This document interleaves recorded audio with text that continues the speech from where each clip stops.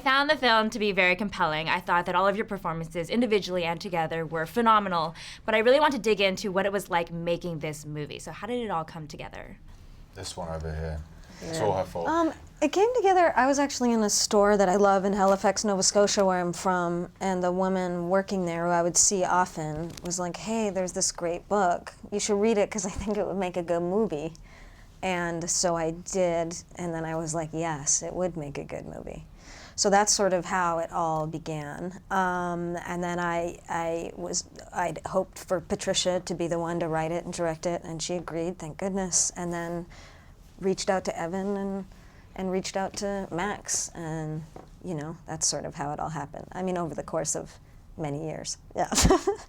I generally like end-of-the-world type films, but we see so many big blockbuster versions. We don't see these very real human survival, emotional type films like this.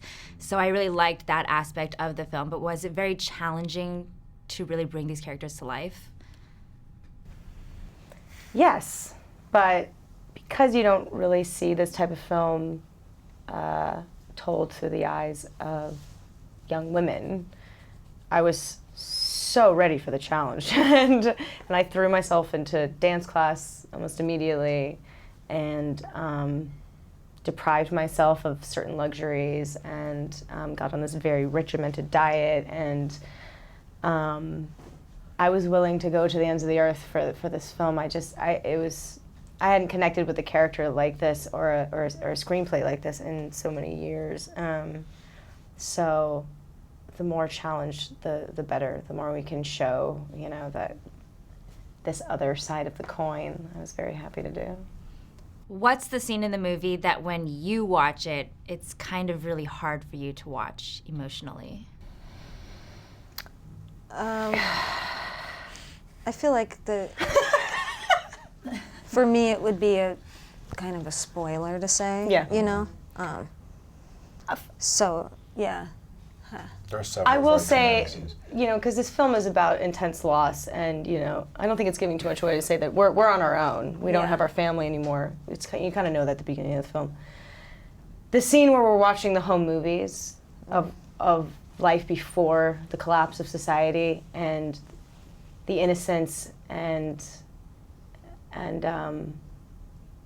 you know, for me, even, you know, my family is still around, and I watch home movies and I just weep. That one gets me. That, you know, the two of them getting that power for a split second and seeing their old life and these ghosts, and you know, and then the power goes off and it's back to reality. That one hits me pretty hard. Does it make you think about if this were actually to happen sometime in the future? Now, would you do anything differently?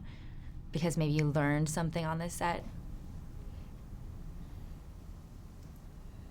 I mean, I think the movie's filled with lessons in terms of how to cope with probably an inevitable future for all of us.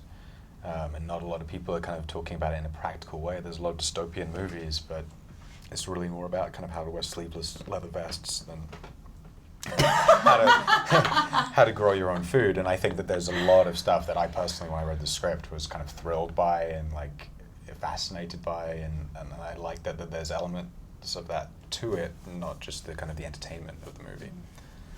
I also thought that the acting alone, just above anything else, was so great in this film that it didn't even necessarily need a film score, but then you add the film score on top of it, and then it's just even more intense, and it really pulls those emotions out of you. Yeah, Max Richter's incredible, and he's been, you know, one of my favorite composers forever. I listen to his music all the time, and I love his film scores, and then I love, you know, his record, like the Blue Notebooks, and so we got so lucky because this is obviously a independent movie, and he, you know, read Patricia's script and was incredibly generous to us, and I'm so thankful to him because the score in this movie is really beautiful, and that's, you know, because he's just, for me, just one of the best. Yeah.